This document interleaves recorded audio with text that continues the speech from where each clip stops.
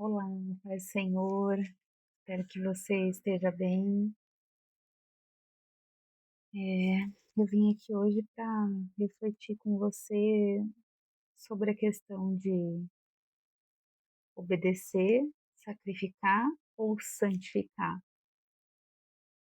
E esse estudo ele vai passar por Samuel, Saul e o rei Davi.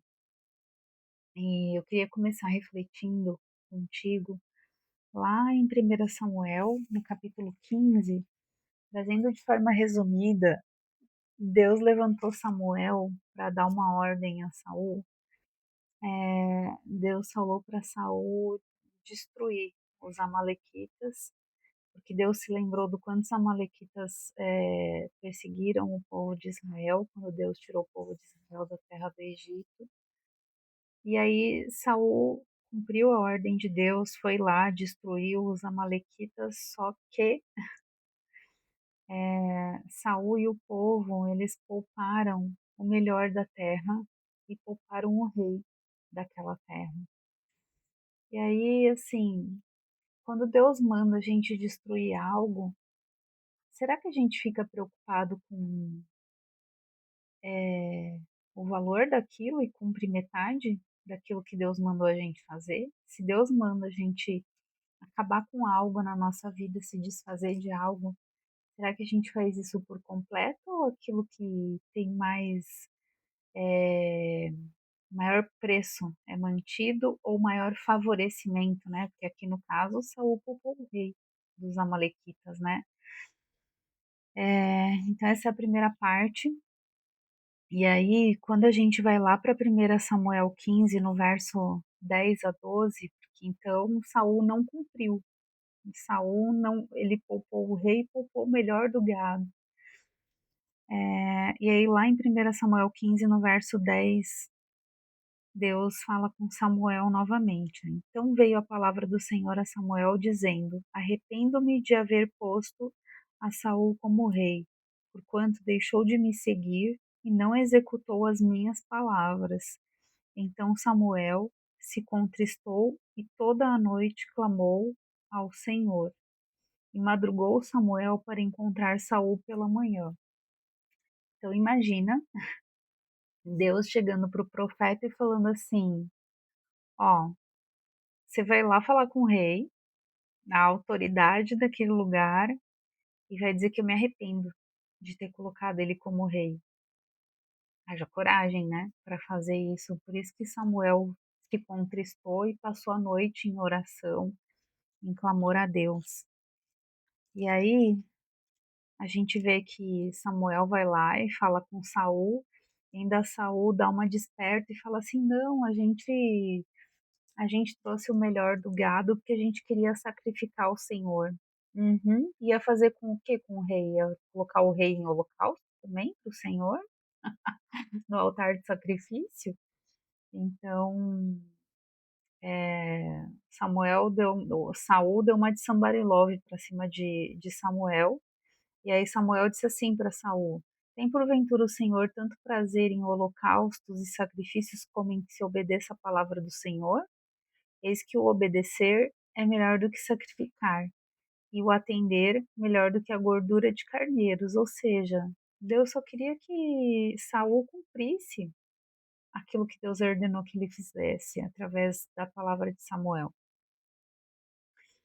E aí a gente vai ver que, por fim, depois de Saul ainda tentar dar a volta, além de não obedecer por completo, ele tentou se justificar e falou ainda que foi o povo que tinha trazido, mas não era ele que estava na frente de guerra, não era ele que estava liderando o povo. Aí lá no verso 28, Samuel fala assim: E Samuel lhe disse: O Senhor tem rasgado de ti hoje o reino de Israel, e o tem dado ao teu próximo melhor do que tu. E também aquele que é a força de Israel não mente nem se arrepende, porquanto não é homem para que se arrependa. Então aqui Deus já fala, através de Samuel, fala para Saul e diz assim: olha, eu já tirei de ti o reino. Ou seja, Deus tirou a unção. de cima de Saul. Falou: "Eu vou dar o teu reino para outro". E olha só o que acontece, com Deus não se brinca, né. Então aqui, eh, se Deus falou que tinha que destruir tudo, não era para deixar absolutamente nada, e ele poupou aquilo que era de melhor por vantagem, porque era parecia vantajoso, assim, para ele trazer os despojos daquilo que era do melhor. E bem da verdade, né, trazer o rei vivo para quê? Para, enfim, fico pensando por que que ele traria o rei daquele povo vivo? "Ah, poupei a tua vida". Será que ele ficou com medo de uma rebelião futura, e aí ele poupou a liderança daquele povo? Não sei, mas sei que ele poupou o rei, e por que ele fez isso? Enfim, e aí a gente vê lá no verso 33, que diz assim: "Disse, porém, Samuel, assim como e aí Deus tinha mandado ele Saul matar o rei e acabar com tudo, né, acabar com aquele povo, com o rei e com todo o gado. E aí Samuel, além de dar aquela palavra terrível para Saul, ele ainda fez o serviço que Saul não tinha feito. Lá no verso 33 fala assim: "Disse, porém, Samuel, assim como a tua espada desfilhou as mulheres, assim ficará desfilhada a tua mãe entre as mulheres". E aí era Samuel falando com Agag, o rei dos amalequitas, que Saul tinha trazido vivo. Então Samuel despedaçou Agag perante o Senhor em Gilgal. Então Samuel se foi a Ramá, e Saul subiu à sua casa a Gibeá de Saul. E nunca mais viu Samuel a Saul até o dia da sua morte, porque Samuel teve dó de Saul, e o Senhor se arrependeu de que pusera Saul rei sobre Israel. Então aqui acho que foi algo tão pesado, foi uma questão tão pesada, assim, que até Samuel se doeu. Então às vezes, assim, naquela época Deus trazia palavras muito difíceis também para os profetas entregarem, aí, e aquilo tinha um peso de glória, né. Eu fico pensando muito em lideranças espirituais, o peso de glória que essas pessoas carregam, quantas retaliações sofrem e quantos conflitos internos, algumas vezes para obedecer palavras duras que Deus dá para entregar às pessoas, e isso acontece até os dias de hoje. Então a gente tem que orar muito pelos nossos líderes espirituais, para que Deus fortaleça, para que Deus dê graça, para que Deus dê sabedoria e unção, enfim. Eh, e aí a gente vê lá em 1 Samuel 16, no verso 1, que diz assim: "Então disse o Senhor a Samuel: Até quando terás dó de Saul, havendo eu rejeitado, para que não reine sobre Israel? Enche o teu vaso de azeite e vem. Enviar-te-ei a Jessé o belemita, porque dentre os seus filhos me tenho provido de um rei." Porém disse Samuel: Como irei eu? Pois ouvindo Saul me matará. Então disse o Senhor: Toma uma bezerra das vacas em tuas mãos e dize: Vim para sacrificar ao Senhor. E convidarás Jessé ao sacrifício, e eu te farei saber o que hás de fazer, e ungir-me-ás a quem eu te disser. Aqui, Deus dá ordem para Samuel ir até a casa de Jessé para ungir quem seria o próximo rei. E a gente vê aqui claramente o medo que Samuel tinha de Saul. Saul era terrível, né? Depois a gente vê como ele foi cruel, durante toda a perseguição que ele teve com Davi. E, e Samuel aqui estava com medo. Como que durante o reinado de Saul eu vou lá e vou ungir outro a rei? Se as pessoas souberem disso e contarem para Saul, se Saul descobrir, eu tô lascado". E aí Deus falou: "Não, fala que você vai sacrificar e aí pega o teu vaso de azeite, fala que você vai sacrificar e ninguém vai desconfiar de nada". E aí, lá no verso 4 diz assim: "Fez, pois, Samuel o que dissera o Senhor e veio a Belém. Então os anciãos da cidade saíram ao encontro, tremendo, e disseram: De paz é a tua vinda?" É, já deve ter corrido a fama de Samuel, né, do que ele falou para o rei Saul, e aí o povo já estava tremendo. Fala assim: "Um profeta desse tem coragem de falar para o rei que já Deus tinha se arrependido e Samuel tinha lá, né, acabado com Agag". O povo, por onde Samuel chegava, o povo já tremia, eu acho, né. "De paz é a tua vinda?" Aí no verso 5: "E disse ele: É de paz, vim sacrificar ao Senhor. Santificai-vos e vinde comigo ao sacrifício." E santificou ele a Jessé e os seus filhos, e os convidou ao sacrifício. Aqui, a gente vê que normalmente quando ia se fazer o sacrifício em adoração a Deus, existia toda uma ritualística, um preparo para que as pessoas pudessem ir perante Deus para fazer o sacrifício. E aqui eu só queria frisar esse ponto para você gravar bem aqui que santificou ele Jessé e os seus filhos e os convidou ao sacrifício, que lá na frente a gente vai retomar esse ponto aqui, ó. E sucedeu que, entrando eles, viu a Eliabe, um dos filhos, e disse: Certamente está perante o Senhor o seu ungido. Porém, o Senhor disse a Samuel: Não atentes para sua aparência, nem para a altura da sua estatura, porque o tenho rejeitado, porque o Senhor não vê como vê o homem. Então, Eliabe devia ser, ainda mais que foi o primeirão lá que Jessé falou para passar na frente de Samuel, devia ser assim, devia ter porte de rei e tudo mais, e aí Deus falou: Samuel, não é esse, não olha para aparência. Pois o homem vê o que está diante dos olhos, porém o Senhor olha para o coração." Então chamou Jessé Abinadab e o fez passar diante de Samuel, o qual disse: Nem a esse tem escolhido o Senhor. Então Jessé fez passar a Ramá, passar a Samá, porém disse: Tampouco a este tem escolhido o Senhor. Assim fez passar Jessé os seus 7 filhos diante de Samuel. Porém Samuel disse a Jessé: O Senhor não tem escolhido a estes. Disse mais Samuel a Jessé: Acabaram-se os jovens? E disse: Ainda falta o menor, e eis que apacenta as ovelhas. Disse, pois, Samuel a Jessé: Envia e manda-o chamar, porquanto não nos assentaremos em roda da mesa até que ele venha aqui.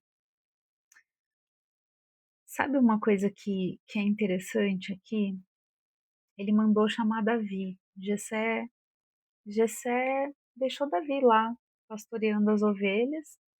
Quando Jessé falou: Eu vim ungir um dos teus filhos a rei, Davi não era filho de Jessé? Por que ele ficou no campo e Jessé não chamou Davi? E uma coisa que eu acho interessante, né? É, quando Samuel falou que ia sacrificar, para usar isso como uma desculpa para que ninguém da cidade ou ninguém soubesse e não vazasse que ele ia ungir um novo rei, mas mesmo que ele não fosse sacrificar, ele falou para eles se santificarem, mas ele ia ungir o novo rei, que seria Davi. Então, em princípio, aquele era como se fosse um ritual de consagração.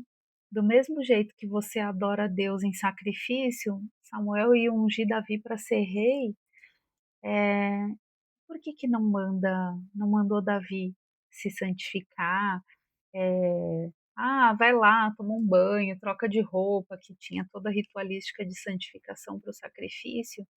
Ninguém fez isso com Davi, porque Davi já era santificado diante de Deus. Então só chamou: "Davi, vem aqui, manda chamar Davi", enquanto todos os outros irmãos e o pai tiveram que se santificar para comparecer na presença do profeta para uma cerimônia de consagração. Eu achei muito interessante essa parte aqui. E essa palavra, quando a gente vai lá para o capítulo 15 e a gente vem para cá, fala muito de é melhor obedecer do que sacrificar.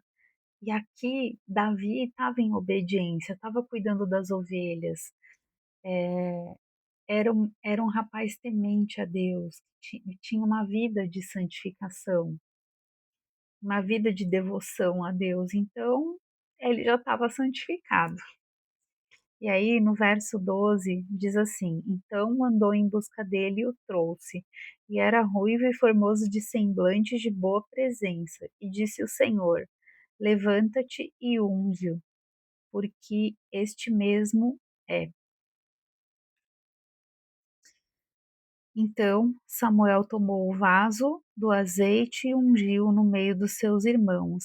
E desde aquele dia em diante, o Espírito do Senhor se apoderou de Davi. Então Samuel se levantou e se tornou a Ramá. Olha só que interessante, né? Fala que não nos, ele falou que não, eles não se sentariam em roda da mesa até que ele venha aqui. Eu fico lembrando de Salmo 23, né? Unges a minha cabeça com óleo, faz o meu cálice transbordar, preparas uma mesa para mim na presença dos meus adversários.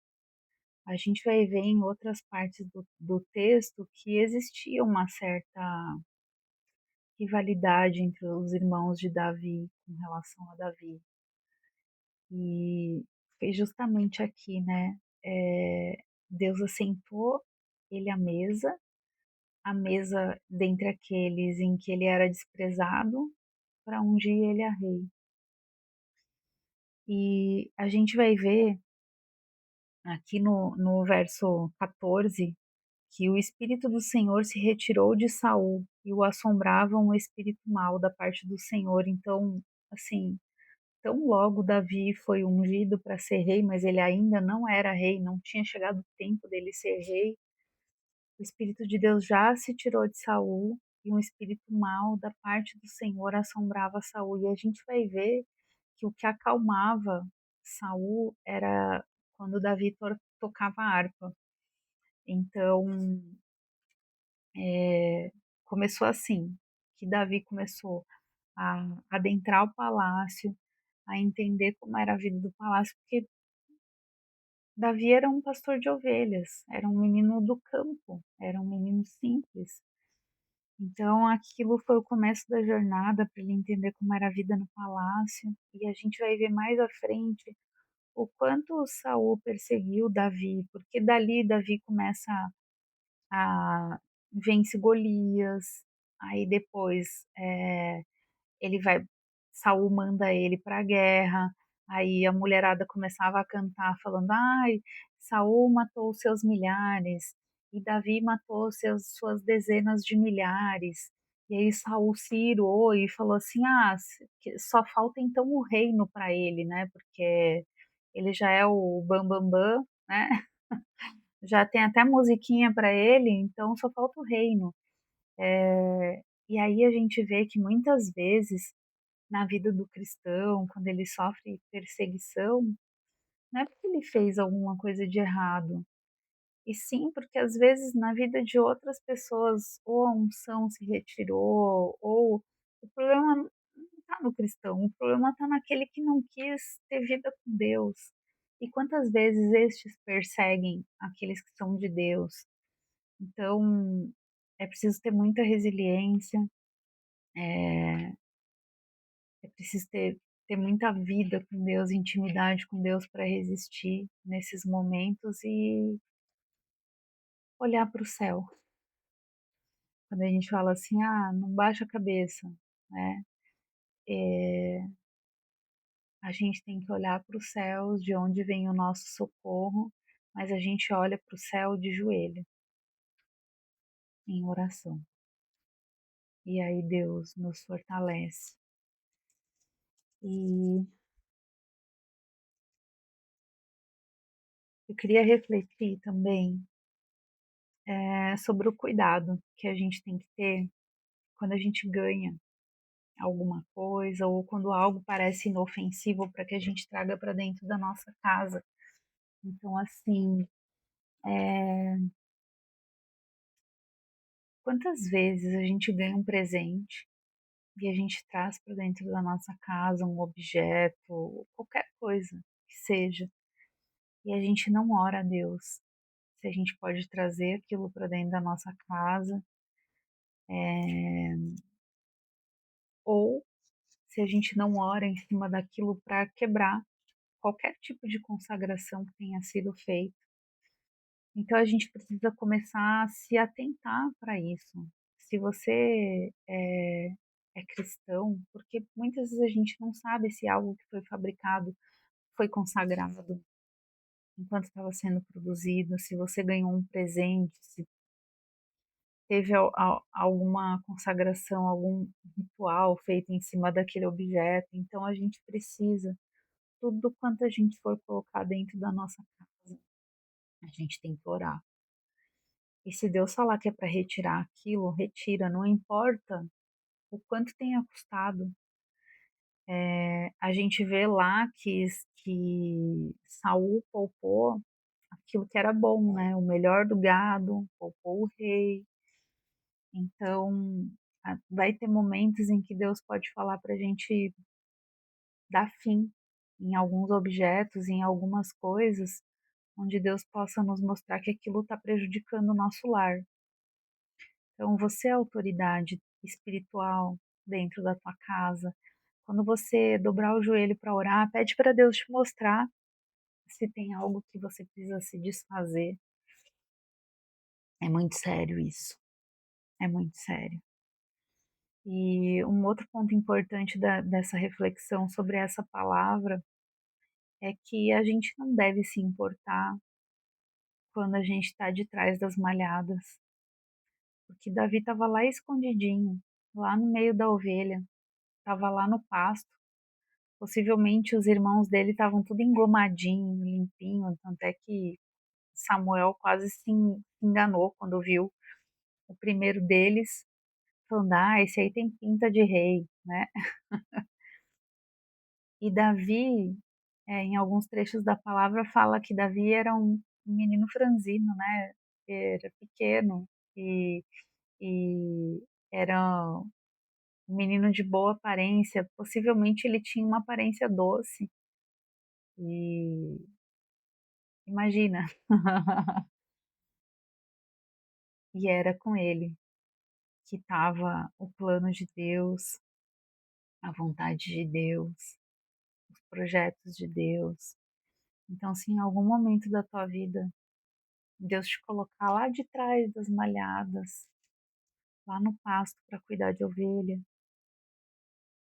não tenha preocupação sobre isso. Tudo tem seu tempo. Aquele era um momento onde Deus estava ensinando coisas importantes para Davi. E a gente vê que levou muito tempo para Davi, de fato, se tornar rei. E isso é muito parecido com o ministério de Jesus, né? Porque Davi já sabia que ele tinha sido ungido para ser rei e ele não usurpou ser rei. Ele teve a oportunidade de matar o rei Saul ao longo da jornada, porque Saul reinou 40 anos antes de Davi, é, de fato, se tornar rei sobre Israel. E olha que Saul perseguiu Davi. Davi não fez nada contra ele. Então, se Deus te colocar para cuidar de ovelha no pasto, lá onde ninguém vê, lá onde você tem que fazer a tosquia, lá onde você tem que cuidar das bichinhas, lá onde você tem que procurar aquela uma ovelha que se desgarrou e está longe das 99. e ninguém vê isso. Não tem problema. Talvez seja um dos momentos mais prazerosos, ou tenha sido um dos momentos mais prazerosos da vida de Davi. Que a gente vê que nos Salmos, né, a gente vê o quanto o coração de Davi era quebrantado, o quanto Davi era uma pessoa amorosa. Então, ele não tinha a aparência de rei, porque possivelmente ele se afeiçoava pelas coisas simples da vida. Muito embora em determinado momento ele tenha sido colocado como rei de um povo, como líder de um palácio, com autoridade máxima dentro daquele palácio, possivelmente ele gostava das coisas mais simples. Então, que a gente não se esqueça disso, que hoje você possa fazer uma oração diante de Deus e perguntar para Deus se tem algum objeto na sua casa que você precisa se desfazer, se tem algo da essência de Deus para onde você precisa voltar, se você precisa orar mais pelas suas lideranças e até mesmo sobre as prioridades da tua vida. Quando Deus te der algo para fazer, faz por completo, não faz pela metade, porque a obra de Deus ela precisa ser completa. E se Deus te levantou para fazer algo, você precisa fazer exatamente o que Deus mandou que você fizesse. Por mais que isso possa parecer estranho, por mais que possa haver outros tipos de tentações, porque de certa forma foi isso que aconteceu com Saul. Ele trouxe riquezas, né? Ele trouxe aquilo que era bom daquele lugar precioso. Deus quer uma vida de santificação pra gente, de santidade, de obediência. Ele não se agrada de, ele não precisa de sacrifício. Jesus já fez o sacrifício. Ele só quer o nosso coração, ele quer a nossa entrega por completo. E não se esquece que estar nos bastidores é muito melhor que estar na frente do palácio. Que Jesus te abençoe, que você tenha uma semana abençoada na presença de Deus, que você possa ouvir as orientações de Deus sobre a sua vida, que você saiba o quanto você é amado de Deus. Um beijo no coração.